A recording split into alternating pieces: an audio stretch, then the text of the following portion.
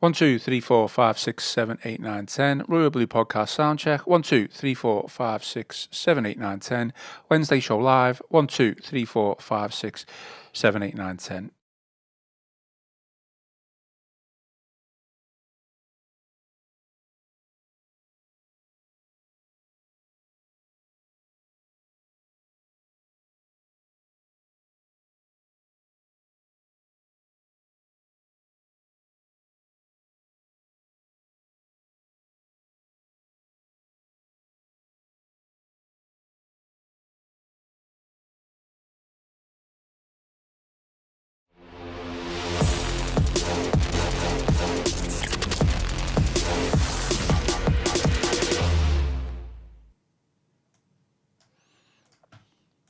Hello and welcome to the Wednesday edition of the Royal Blue Podcast. It's the 9th of July. We are live and I am your host, Ian Kroll. Joining me in the Royal Blue studio today to talk all things Everton, out of hiding after his last appearance on the Royal Blue Podcast. We've got Connor O'Neill. Connor, okay? All good? Yeah, I mean, my mention, I think I've just stopped calming down on X since my last appearance, so I'm hoping for a much more straightforward appearance this afternoon. This afternoon, I think it's safe to say. But yeah, I'm not bad. Yeah, quite the reaction, I think, to my last appearance. Is the best way to describe it. The most famous you've ever been on X, Twitter, isn't it? Yeah, for all the wrong reasons, I think, in many people's eyes. Do we need to give any context to it? There was a few people supportive of me. Your mum was unsupportive, wasn't she? Probably quite nice. Should we give some context in case anyone doesn't know? I mean, or didn't watch the last episode? I feel like you want to bring it back up, Ian. I don't. I just feel it's good to have you back on the podcast. Why do you think I was going to go into permanent hiding after the back of the reaction? I think it's been 2 weeks, so I was worried that you were going to go into permanent hiding. You've made the habit of coming on the show now, which is good. Like I obviously like you being on the show, but do you want me to? I don't want to put words in your mouth. You go for it. I mean, I don't want to dwell too much on this because Connor has accused me of throwing him under the bus with one of the clips that I made from the podcast 2 weeks ago with regards to Dominic Calvert-Lewin. You suggested or believed it was your opinion. Everyone is entitled to their opinion that Dominic Calvert-Lewin, I don't know, is or was the second best English striker behind Harry Kane. Is that when he's fit and firing? When he's fit and firing, as best, yeah. And just stick by that. Yeah, I've got to stick by it now, haven't I? I can't not stick by it. The only thing I will say is Alan Pardew, former Premier League manager, he said that Calvert-Lewin, when he's fit and firing, is as good as Victor Gorkas. Alan Pardew. Yeah. Okay. So. Some backing from former Premier League manager there. That's probably a bit more bold than what I've said, given his price tag and stuff. So we got Alan Pardew, your mum. Who else backed you? There was a few on there I saw. Some of your fake profiles, is that what it was? Yeah. I don't even think my mum's supportive. She just supports me because I'm a son. It's a natural thing to do. That's just natural, isn't it? Yeah. Okay, we'll move on. From one forward to another, I take it for this show. Yeah, I mean, look, it was a good talking point, and it threw me at the time, which is why I questioned it. But everyone, why then you just chucked me under the bus? I turned it into a clip because I thought it was a really good talking point to help promote the podcast, which it did do.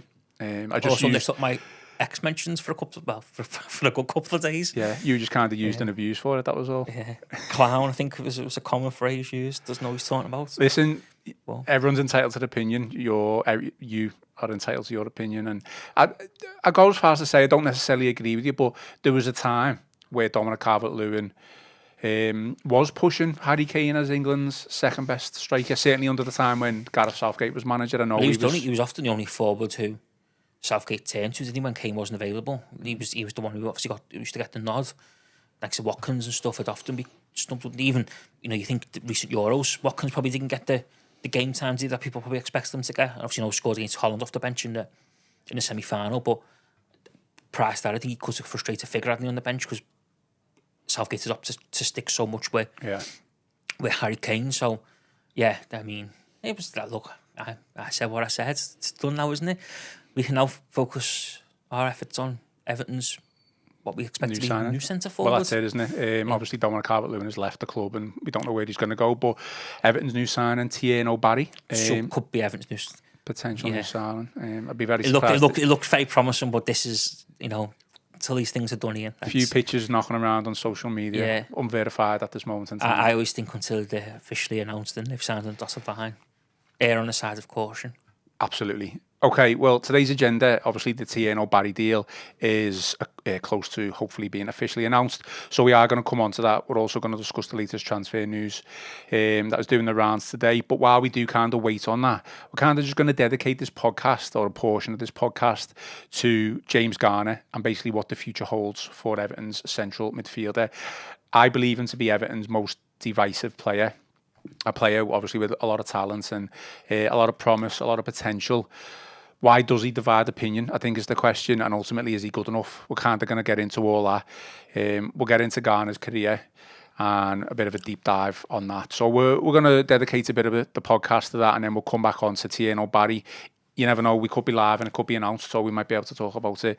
Other than that, we'll probably discuss James McAtee. There's been a slight update, I guess, from Fabrizio Romano regarding his availability on Twitter, and we'll talk Jack Harrison linked with Everton again. And another one, which I don't know whether it's going to be announced today, but the provisional dates for Everton's first home game or the second round of games. It's meant to be announced today, isn't it? That's the date that was the Premier League said it was going to be announced. Well, provisional, so we'll see if that is announced. So we'll see what happens. Fingers crossed we can get a date on that soon enough, whether it stays on the same date or it is moved. But obviously, as always, give us a thumbs up, drop us a like, and if you haven't already, subscribe to the channel. Support is greatly appreciated. Get your comments in. And I'll read out as many. So we'll go into the kind of James Garner discussion. Connor, I'll just do a little bit of a player profile. Not that anyone needs to know too much about him. We already know a lot about him, but just so we get some context as to how his career has gone at Everton, as well as how it can progress into the future. So 24 years old, he's been with Everton since 2022. Previously played for United, Manchester United and Nottingham Forest. He was bought from United in a deal worth around 15 million. It's said to be 9 million plus add-ons, so that accounts to the 15. Worth to be an estimated 18 to 20 million. However, his contract does expire next year, 2026. So we've got history of letting players' contracts expire, haven't we? But that is an interesting one.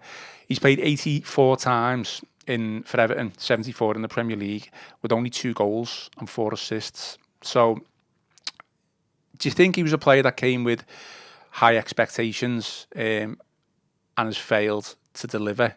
Or is there a case for defence for James Garner in that respect? I think there's the case for defence. I mean, I'm a fan of James Garner. I like James Garner. I think he's a good player. He's good on the ball. He's one of the only few Everton players who can actually retain possession, I always think, and, keep things ticking along quite nicely. I understand the angle, the argument, of, people believe he can do more and people believe he should do more. And you talk there in terms of goals and assists. I think that's one area in which, probably he does need to improve. But no, I'm a fan of Garner and I would defend him. And I think I think Everton always quite well when James Garner's in the team. I think, when he come back after his injury last season, was it? I think Everton were, not last season, maybe the season before, he showed his true, his true value. And I thought this season, him and Idrissa Gana Gueye were really good as a two in midfield, and I think he's someone who always gets a kind of 7 out of 10, isn't he, every week? I think he's a good player. He's got a lot going for him. So yeah, I do think he's a good player, and I would defend him. But I know it's a talking point, isn't it? And one on this podcast a few weeks ago, we myself and Tony Scott and you were debating with me. Tony's quite critical, believes he can do more and believes he should be doing more. I less so have. I think he's a good player, but I can understand why people believe he maybe could be able to do a little bit more. I think the biggest thing for me is what is his job in the team. I think I've said it a number of times. He seems to be a quite versatile utility player, but he seems to be able to do that role well when called upon. We know he's played right back a number of times. I mean, I think he might have played right wing a couple of times, and we know he can put a decent cross in. He just doesn't seem to impact the games in that central midfield role, how maybe you would want him to, I would like him to. I don't know how David Moyes would see that, but I guess it's how he is perceived moving forward. I think the biggest thing is, are we expecting him to be more of a defensive, low-lying midfielder? Is he just someone who's going to be able to pick up the ball, like you say, retain it, and just do neat and tidy passes? Obviously, that'll keep your passing stats up. Or is he someone who you would expect to be a little bit further forward, not necessarily the number 10, but playing behind or in that area, who can create those channels for the through balls, inside passes to the strikers, and the wingers. Do you just see which one of those would you see him going or moving to in the future? I think you probably want an aspect of all three, or all of them, don't you? You know, like we want him to become the complete midfielder, which is, you know, ticking all them boxes. He probably does need to improve on assists, I think. But you do think, don't you? And this is with the greatest respect, the way Everton have lined up in recent years, and certainly probably since James Garner come in, attacking play in the final third has been quite tough, hasn't it? Yeah. You know, we've been low scorers. We've been low, you know, certainly under Sean Dyche, we were quite poor and low at creating opportunities. So, you know, and the way we played hasn't exactly been exciting on the front foot football, has it? And if you've, you know, I sometimes think with Garner, if he picks the ball in midfield and he's got two wingers who are planted both on the halfway line and a centre forward who's probably 10 yards into the opposition's half, it's hard to create a goal from that situation because you probably need to be playing 20, 30 yards further up the pitch, don't you, to have that bit of ability to play in between the lines in the final third. So I think there's elements of all them aspects you spoke about there that you want to see from the game, but I do certainly think we should see more from an attacking point of view, but that could come this season because obviously I think we all expect Everton to play a little bit more expansive and a little bit more on the front foot from an attacking point of view. I think if we were going to do that, I think it'll be either sink or swim in that respect for him. Yeah.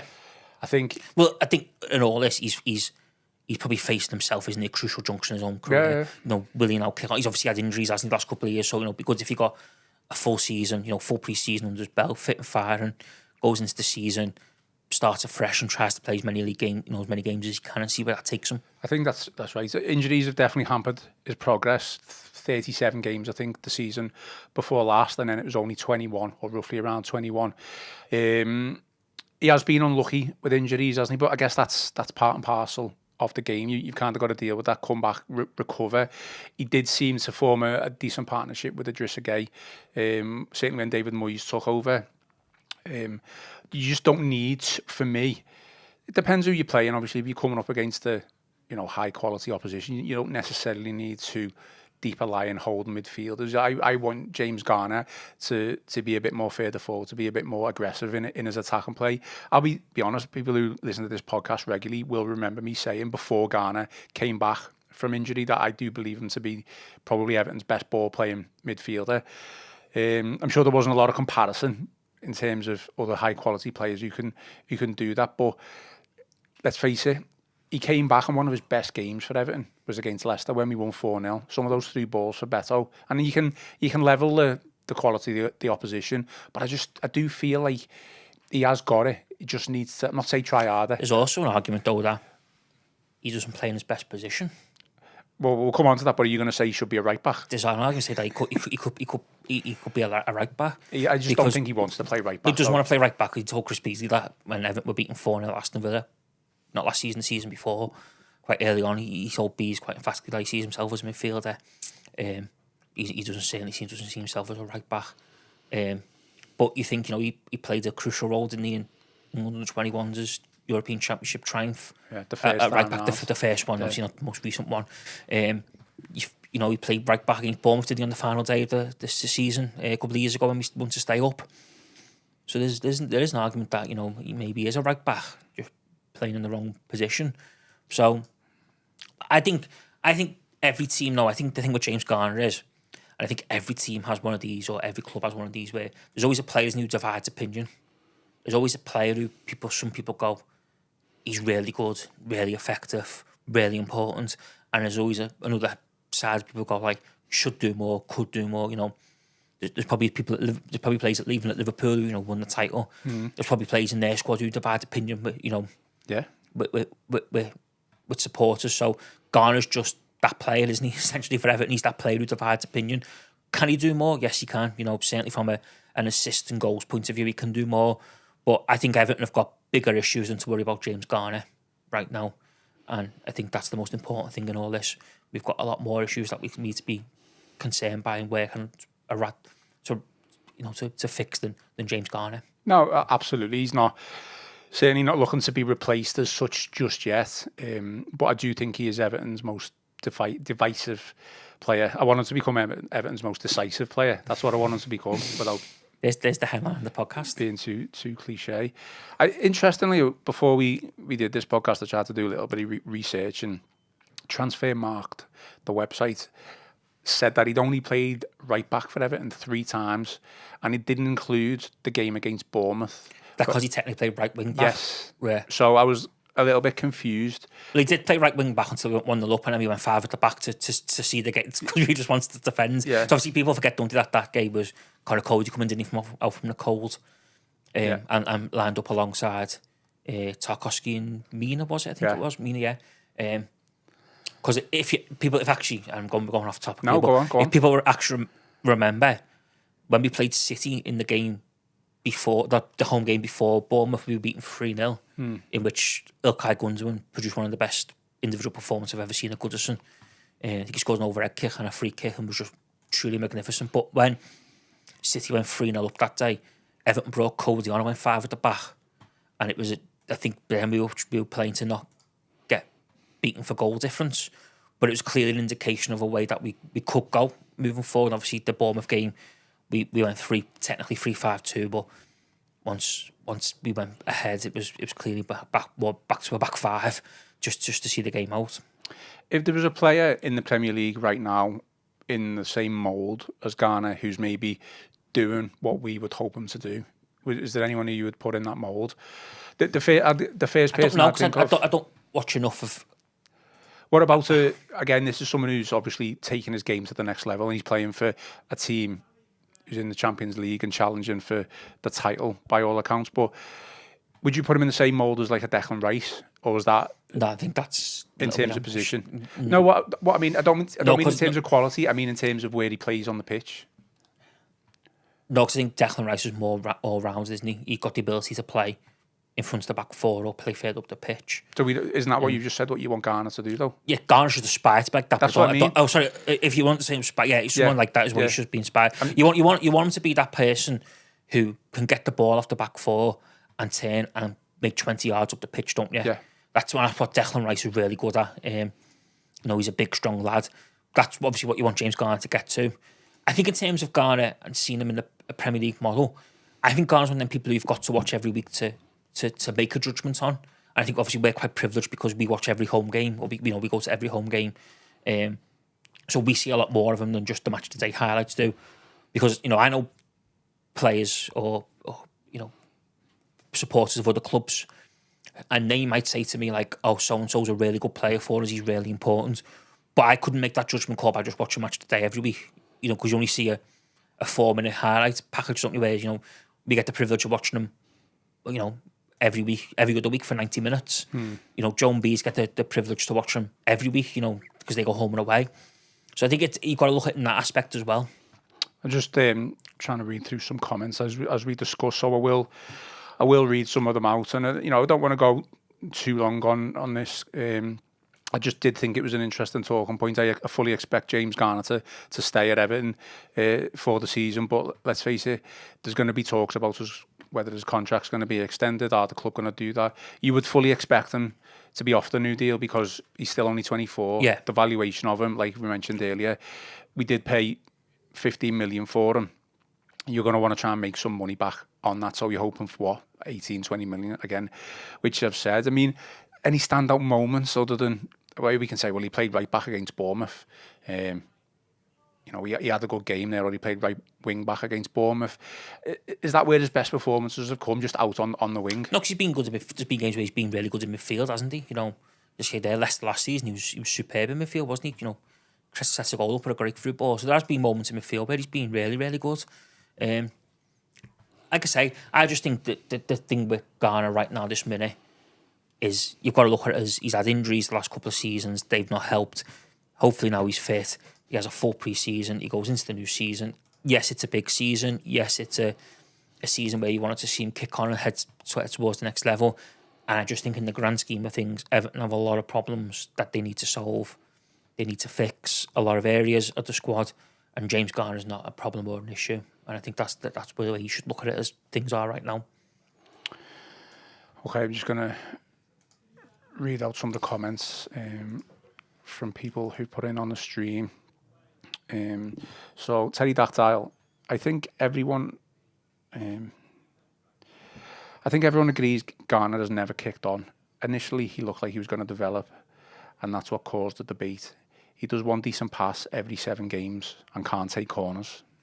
Is that harsh? That's a little bit harsh, yeah. I think he's been, a good, solid operator.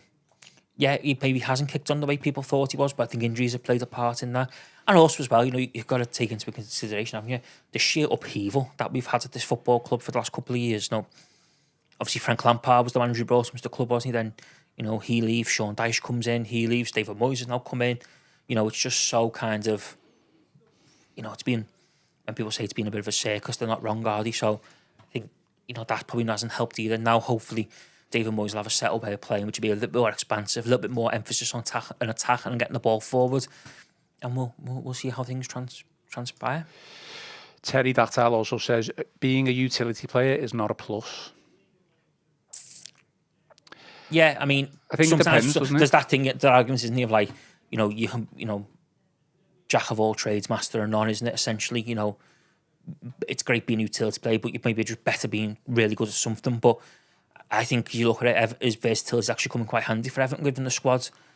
Look and how threadbare it's been across the years and stuff like that. So, yeah, I think, I can see where he's coming from there. I think at the same time, you've got to be honest and say, well, Everton's lack of squad depth was probably helped in terms of versatility in recent years.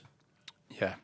I mean, I think it just proves how much he divides opinion with, some of the comments that we're getting, and obviously your opinion. I think he's going to be, unless we bring in like 3 or 4 top quality midfielders, he's probably going to be a mainstay in the David Moyes team. So it'll be interesting to see how it develops with Garner. We know probably Gay's going to play a fair bit. We know we don't want him to play too much because we don't want to rely on him too much. But Iroegbunam's going to be there. Harrison, Alcaraz. Some more comments. Liam EFC said Garner's best game last season was the 4-0 against Leicester. His assist for Beto was good. I mean, I think we can all agree that was one of the top assists of the season. Glenn Rainton, what kind of a midfielder is Garner? I think we've asked that question ourselves. Glenn says, I saw him as a player who breaks forward and gets the ball to strikers and wingers. Again, that's what we want him to do, but he doesn't seem to be doing that, does he? But then also you've got to have the players in front to get in their positions, haven't you? Like I say, we've spoke at length, haven't we, on this podcast over the years about Everton's struggles in the final third and our inability to create chances the way we've been set up and stuff like that. So, you've got to take this, haven't you, for what it's been and what hopefully it will become under David Moyes, because I think we can expect David Moyes to be a little bit more expansive. Okay, just a few more comments before we move on then. Mark Foster believes he is a pedestrian. He may be moved on this window if we can get the numbers in. Are we going to extend his contract or lose him for nothing? I fancy we're not going to extend him. We don't know, do we? No, I don't. I think we will offer him a new deal. Yeah, so do I. I think we will look to keep him, but we don't know. For someone with a sell-on clause, someone at an age with a decent sell-on value, someone out there will pay for him. John Jones says Jimmy gets forward against the lesser teams, but against the elite teams he retreats back. I guess he is a mid-table Premier League player. But then that's your position, isn't it? And if we're playing better teams who have more of the ball, they're naturally going to retrieve, aren't they? Because you can't play as high up the pitch and get picked off. So, just one comment from PJ on Harrison Armstrong, who says Harrison Armstrong isn't ready for Premier League and we should send him out on loan. Well, I think we spoke about that the other week, didn't we? That naturally the best step for him would be another loan, certainly to the Championship. But I think we'll have to wait and see what Everton's squad looks like, because obviously at the minute you suspect he'll be a part of the pre-season squad for the summer tour. Well, Moyes has confirmed he's going to go on the summer tour, hasn't he? But he's going because we've only got, 14, 15 players, senior players essentially. So, yeah, he'll be part of that. But I wouldn't be against Harrison Armstrong heading out on loan. I think it'll be a wise move by the football club. Okay, let's move on. I think what we'll do is, depending on how news goes over the next couple of weeks, hoping for plenty of transfer news, but we might do like a bit of a deep dive into certain individuals over the next couple of weeks. So keep an eye out for those type of episodes. We thought we'd start with James Garner because I thought he was the ideal one. Who knows? Maybe we could get into Beto again and Michalenko. I think they're another couple of players who divide opinion. Right, Tierno Barry, obviously. sent a farewell message to Villarreal. Looks like unverified, by the way, but some pictures have been leaked of him at the Hill Dickinson Stadium and wearing an Everton shirt. And even, again, I don't know if this is verified, but looks like he's signing a contract somewhere. Don't know. Happy. Centre forward, isn't it? Everyone wants a centre. Just get a centre forward in. Everyone's been doesn't matter if he's good. Forward, haven't they? So doesn't matter if he scores he's goals. Young, promising. Looks like he's got a lot of attributes. Someone who I think we can all get excited by, and it's just good that the club managed to get it. Looks like they're going to get a deal over the line, and yeah, it's a step in the right direction. How do you see him fitting in then? Do you think Beto would be still the main striker, or I guess would he come in and usurp Beto for the starting lineup? Probably challenge each other, aren't they? I think they're probably going to challenge for that number one spot, Beto and Barry. But again, it depends what David Moyes wants to do. You know, does he want to maybe play two up front and play the two of them together? We don't know. But my guess would be I think they're both going to challenge for the number one position, aren't they? I think we'll play with one centre forward. So yeah, but look, it's a centre forward. It's an area of the position we've all craved someone to come in for. He's young. He's got a lot of promise. The clips I've seen of him, he looks quite good. Time will tell in that aspect. But yeah, I think it's a positive step in the right direction. Well, we're just waiting for official confirmation on that, obviously, from the Everton's official social media account. So we're kind of waiting to see what happens with that, whether it's today or tomorrow or at some point this week. But we do fully expect Tierno Barry to be an Everton player. Yeah, exciting. I think, you know, you can go back and listen to yesterday's podcast if you wanted to, but I just think a number of boxes have been ticked that you would have wanted to be ticked at the start of pre-season, at the start of this, you know, or at the end of the season, and plenty more boxes still to be ticked, by the way. That's what we've got. That's what I said there about Garner. We've got a lot of issues that need addressed, and we've got a lot of areas that need fixing, and still a lot of work to be done. But the work that has been done so far, I think we can all be quite pleased and feel satisfied with what's been done. Yeah, hopefully something this afternoon with regards to Tierno Barry. We are going to have to finish off soon, but I just kind of want to. It's a short podcast today, but I just want to talk about Jack Harrison, James McAtee, and again John McGinn, who was linked with Everton. Like the Holy Trinity, that's the way you rolled them off there. Well, it could be. Imagine if that became a Holy Trinity. That'd be an interesting one, wouldn't it? Yeah, the Holy Trinity, the one thought we needed. That'd be some comeback from Jack Harrison, that, wouldn't it? Yeah. Some support suggesting this week that Everton are exploring bringing him back on a free transfer. I don't know how feasible that is with Leeds or what the situation is that. I mean, I've seen on loan as well. Yeah, I mean, I've seen that we are exploring the possibility. I've seen free transfer, I've seen loan, but I know he was only able to come out on loan to Everton because Leeds were in the Championship. And it was wage, a lot to do with the wages as well, because he didn't have a relegation clause to in his contract. Look, Jack Harrison is a player who served Everton well over the past couple of years. I don't want to be too harsh on him, but I think the numbers speak for themselves. He put a lot of effort in, he put a lot of hard work in, and he wore the shirt with pride. There's absolutely no doubt about that. I don't want to say a bad word about him. But would you not be a little bit, not concerned is the wrong word, but would you not be a little bit like, why are we going back for a Jack Harrison when we think... I mean, that's the worry, isn't it? Because you thought that we were probably we're looking for someone a bit better than what Jack Harrison's done in recent time. But the reality is, it's a tough market, and, you know, the reality is that Everton could have looked around the market and the best available to them, what they want to do in terms of deal is Jack Harrison coming in.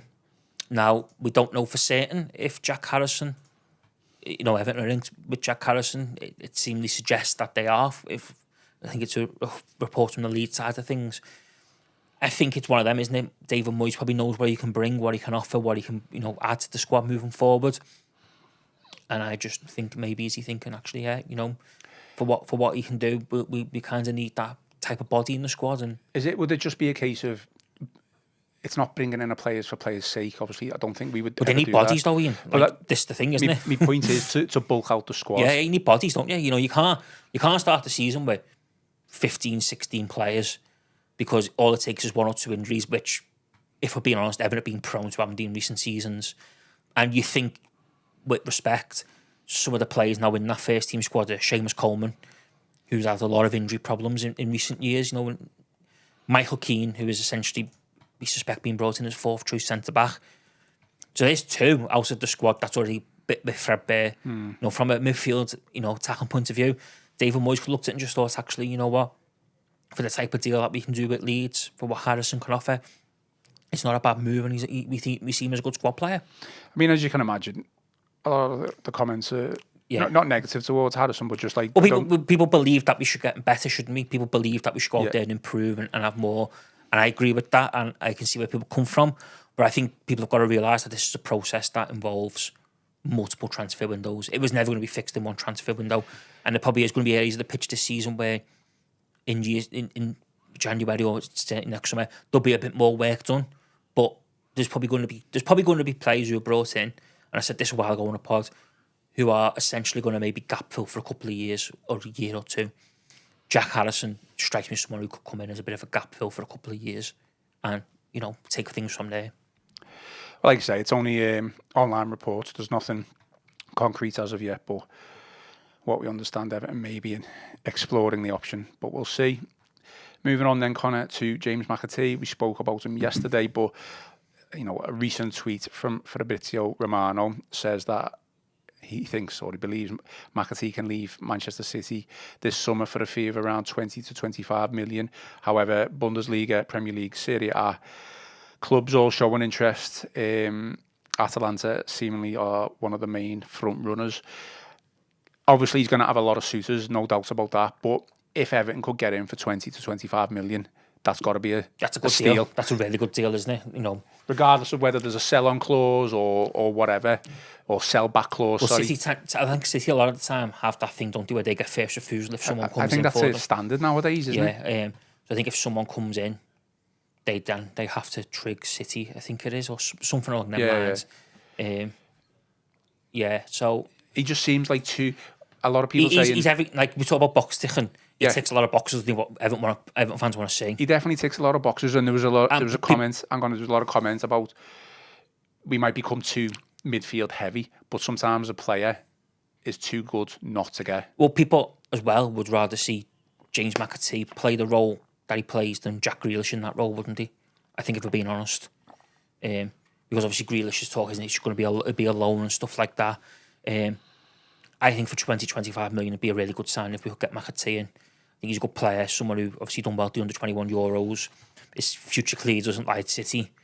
I think it'd be a great move if we can get him over the line. But obviously there's, by the sounds of fierce competition, because there's a lot of clubs, not just in the Premier League, but across Europe, who are interested in securing services.